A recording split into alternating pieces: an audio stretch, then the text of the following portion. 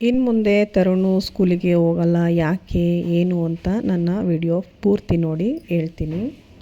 ನಮಸ್ಕಾರ, ಸರಿತಾಶ್ರೀ ಲೈಫ್ ಸ್ಟೈಲ್ಗೆ. ಇವತ್ತು ಬೀನ್ಸ್ ಕಾಳು ಬರುತ್ತಲ್ಲ, ಸೋಯಾ ಬೀನ್ಸ್, ಅದನ್ನು ನೆನೆಸಿಟ್ಟಿದ್ದೆ ರಾತ್ರಿಯೇ. ಅದ್ರದ್ದು ಗ್ರೇವಿ ಮಾಡೋಣ ಅಂತ ರೆಡಿ ಮಾಡ್ಕೊತಾ ಇದ್ದೀನಿ. ಚೆನ್ನಾಗಿರುತ್ತೆ ಪೂರಿ ಜೊತೆ, ಚಪಾತಿ ಜೊತೆ.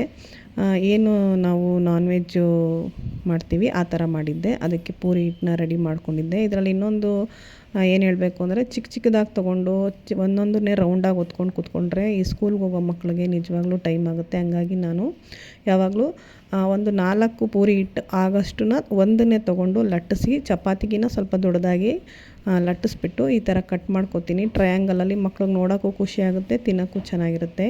ಇನ್ನು ನಾನು ಯಾಕೆ ಸ್ಕೂಲ್ಗೆ ಹೋಗಲ್ಲ ತರುಣು ಅಂತ ಹೇಳ್ತೀನಿ. ಅವ್ನಿಗೆ ಇವತ್ತು ಸೆಂಡ್ ಆಫ್ ಇದೆ, SSLC ಎಕ್ಸಾಮ್ ಮುಂದೆ ಹೋಗಬೇಕು. ಅದು ಬೇರೆ ಸ್ಕೂಲು ಎಲ್ಲಿ ಬೀಳುತ್ತೆ ಅಂತ ಗೊತ್ತಿಲ್ಲ. SVIಗೆ ಇವತ್ತು ಲಾಸ್ಟ್ ಡೇ ಸೆಂಡ್ ಆಫ್ ಇದೆ.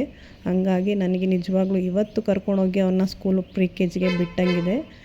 ನಿಮ್ಮ ಮಕ್ಕಳಿಗೆ ಯಾವಾಗ ಏನೇನಿತ್ತು ಅನ್ನೋದನ್ನು ನನಗೆ ಕಮೆಂಟ್ ಮಾಡಿ ತಿಳಿಸಿ. ವಿಡಿಯೋ ಇಷ್ಟ ಆದರೆ ಲೈಕ್ ಮಾಡಿ, ಶೇರ್ ಮಾಡಿ, ಸಬ್ಸ್ಕ್ರೈಬರ್ ಆಗಿ. Thank you.